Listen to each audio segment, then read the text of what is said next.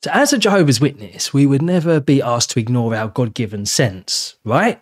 Everything we do, there's like a logical reason behind it. We do it because of X, Y, Z, etc. We would never be asked to do anything that's like illogical or impractical, where we're not following something logical that made sense, right? It's always going to make sense, right? It's always going to make sense, yeah? Yeah?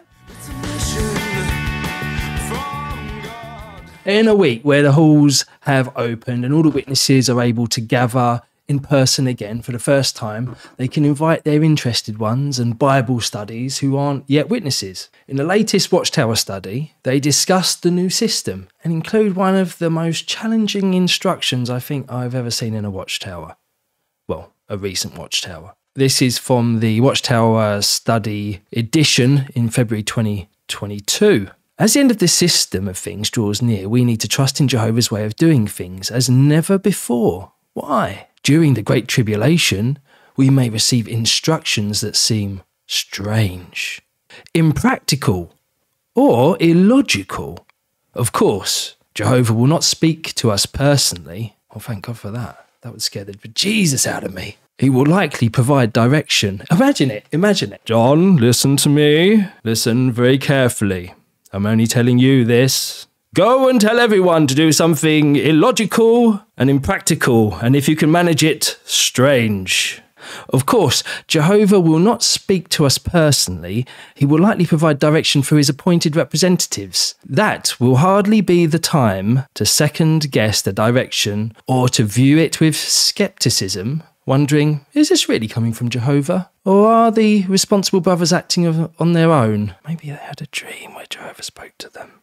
How will you fare during that crucial time in human history? The answer might be indicated by how you view theocratic direction now. If you trust the direction we receive today and readily obey, you will likely do the same during the Great Tribulation. Wow.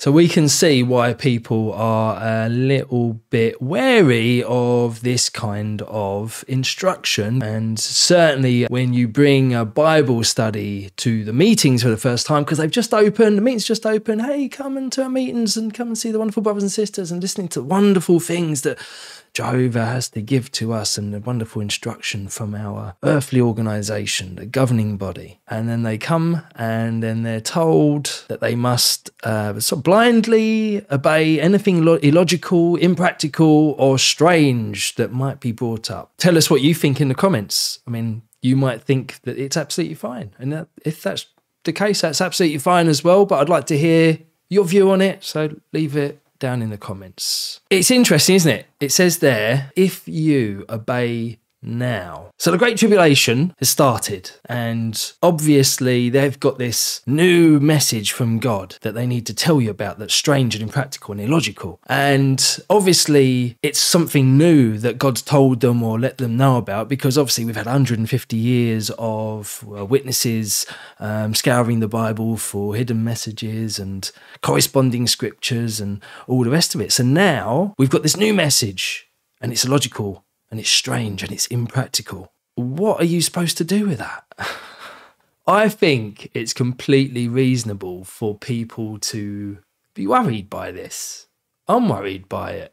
If you're worried as well, let us know, what you feel about this. Obviously, there's been a bunch of people. The Kingdom Halls are back open. There's been a bunch of new people coming in, new Bible studies, new interested ones. And imagine bringing someone to the meeting on the day when you do this study. Basically tells you to ignore your God-given common sense. So I wonder whether you would consider this reasonable in response to hearing this in the Watchtower at that meeting. Before the meeting was over, he tried to leave early, just before the song. I was standing in the back at this time as he was approaching the exit, and his study conductor followed. Before he got to the door, he was stopped and asked if he wanted to stay for the rest. He responded with a bit of a perplexed tone. What's in this for any of us? In response to him was, well, are you sure you don't want to stay for the song and prayer? That's all that's left. What followed was one of the longest stares of confusion and disappointment I have seen from one man to another.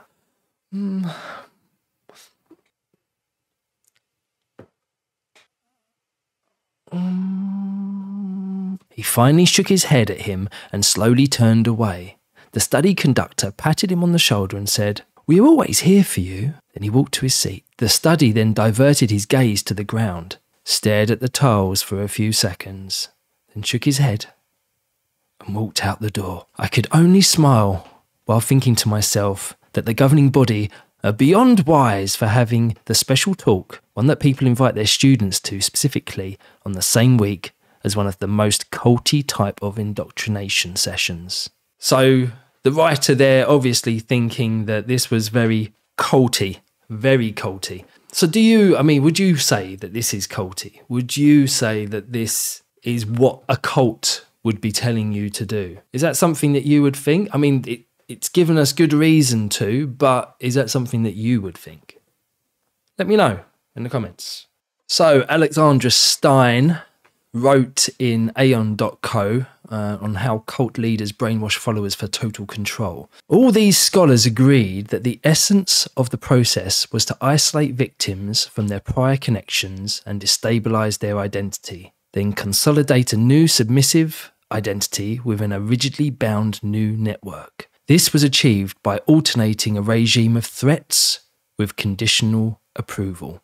We're told to not associate with anyone who's no longer, or who isn't in the religion anymore. We're told to put on the new personality rather than their new identity. We're bound by this new way of Christianity and with threats of conditional approval. Well, obviously, if you're not towing the line and doing exactly as you're supposed to do, then you're in trouble, mate. You're in trouble. Obviously, this is just my opinion. It could be that you're not in trouble and you can just do what the hell you want. But I would think that you would end up in trouble. So interestingly, there's also this idea of a submissive identity. Now, submissive identity, to me, that sounds like someone who is possibly being told something strange, illogical and impractical, and then submissively goes along, doesn't employ any skepticism, just follows and is obedient.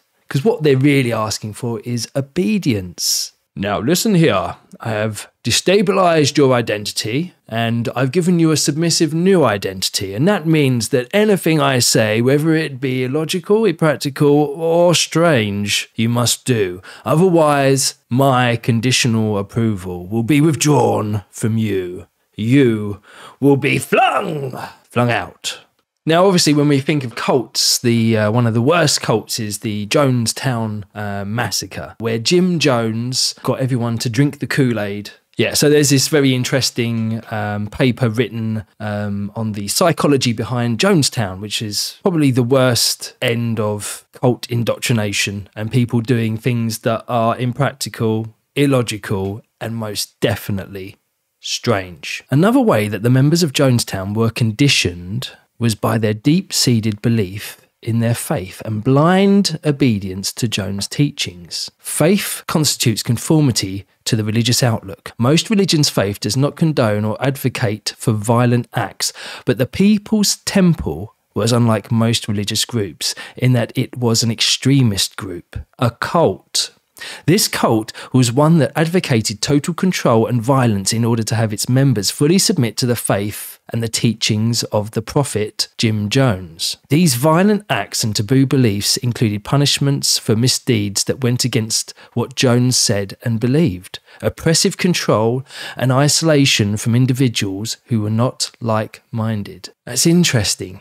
Oppressive control and isolation from individuals who were not like-minded. So if you didn't share those same beliefs or that same mindset, you were then isolated. That sounds very familiar to me. I can't quite figure out who does this, but it sounds very familiar. If you can figure out who does this, please let me know, because it's playing on my mind and I can't get it. It will come to me. It will come to me. I'm just imagining being that guy. I'm just imagining being that guy just going, yeah, no, can I leave? Just too much. If you enjoyed this video, you can watch this one here. or this one here?